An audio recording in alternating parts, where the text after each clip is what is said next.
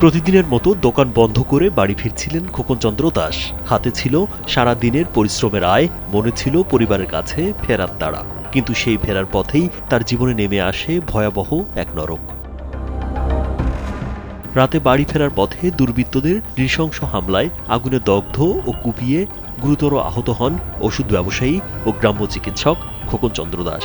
এ সময় তিনি হামলাকারীদের চিনে ফেললে তার শরীরে পেট্রোল ঢেলে আগুন ধরিয়ে দেওয়া হয়। বিকাশের ব্যবসা করে এবং ফার্মেসির ব্যবসা সে দেখে। আর তার বাড়ি হলো তিলই।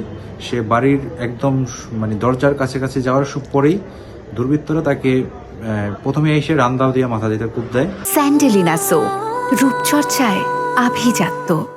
ওখানে চিৎকার করে তারপরে তাকে পরপর 3টা ছুরিঘাত করে, পেটের ভিতরে ছুরিঘাত করে। সেখানে তার অনেক নার্ভ ক্ষতবিক্ষত হয়ে যায়। দুইজনকে যখন চিনে ফেলতে সক্ষম হয়, দুষ্কৃতীরা তার মুখে পেট্রোল ঢেলে তার মুখ পোড়ায় দেয়। বুধবার রাত 9:30টার দিকে শরীয়তপুরের ডামুড্ডা উপজেলার কনেশ্বর ইউনিয়নের তিলই এলাকায় এ ঘটনা ঘটে। পরে এলাকার লোকজন তাকে গুরুতর আহত অবস্থায় উদ্ধার করে শরীয়তপুর সদর হাসপাতালে ভর্তি করেন।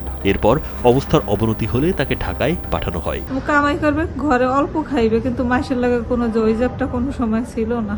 তার লগে মনে হয় তো হ্যাঁ মারার উদ্দেশ্যেই করছিল। তারপর কোপ দিয়ে যদি ব্যাগটা নিয়ে যাইতো, তাই তো আবার পেট্রোল দিয়ে আগুন দিল কেন? তাইলে মারার উদ্দেশ্যই তো ছিল। দাউ দাউ করে মাথা, নাক, মুখ কালো হয়ে গেছে, পিঠ খালি বুকটা ভালো রয়েছে, আর 2টা পিঠ কালো হয়ে রয়েছে, এই কান, চোখ, মুখু সব চুল ঠুল, এই মাথার উপর একটা কোপ। আহত ব্যবসায়ী খোকনচন্দ্র দাস তিলই গ্রামের পরেশ দাসের ছেলে। পেশায় তিনি ওষুধ ব্যবসায়ী ও গ্রাম্য চিকিৎসক, পাশাপাশি মোবাইল ব্যাংকিং সেবার এজেন্ট ছিলেন তিনি। দীর্ঘদিন ধরে তিনি উপজেলার কেউরভাঙ্গা বাজারে একটি ওষুধের দোকান পরিচালনা করে আসছিলেন। তাদের সাথে যারাই ঘটনাটা ঘটেছে তাদের সাথে পূর্ব কোনো বিরোধ ছিল না, রাজনীতিক কোনো ছিল না, সে রাজনীতি করেও না। কিন্তু কেন এই ঘটনা হয়েছে সেই ঘটনাটা সে নিজেও বলতে পারতেছে না। এদিকে গুরুতর আহত খোকনচন্দ্র দাসকে উন্নত চিকিৎসার জন্য ঢাকা মেডিকেল কলেজ হাসপাতালে আনা হলে তাকে দেখতে যান খোকনের নির্বাচনী এলাকা শরীয়তপুর 3 আসনের বিএনপি দলীয় সংসদ সদস্য প্রার্থী মিয়া নুরুদ্দিন আহমেদ অপু। যারা করছে তারা আসলে দুষ্কৃতকারী। সত্যিকার অর্থে রোগীর অবস্থা ট্রাভেল করতে সময় লাগবে, উনি সঠিক এবং সময়ে সঠিক চিকিৎসাটা পান। এই জন্য আমি নিজেই আসছি এবং ডক্টরের সাথে কথা বলছি।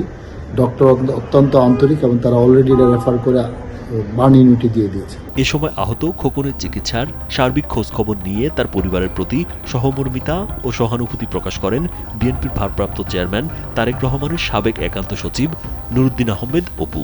একই সঙ্গে এ ঘটনায় যারা জড়িত তাদের দ্রুততম সময়ে গ্রেপ্তার এবং দৃষ্টান্তমূলক শাস্তির বিষয়ে ব্যবস্থা নেওয়া হবে বলে হুঁশিয়ারি দেন তিনি।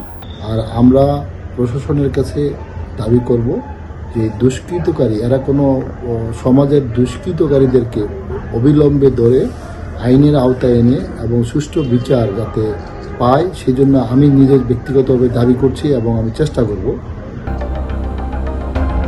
রাজীব বিশ্বাস, কালবেলা।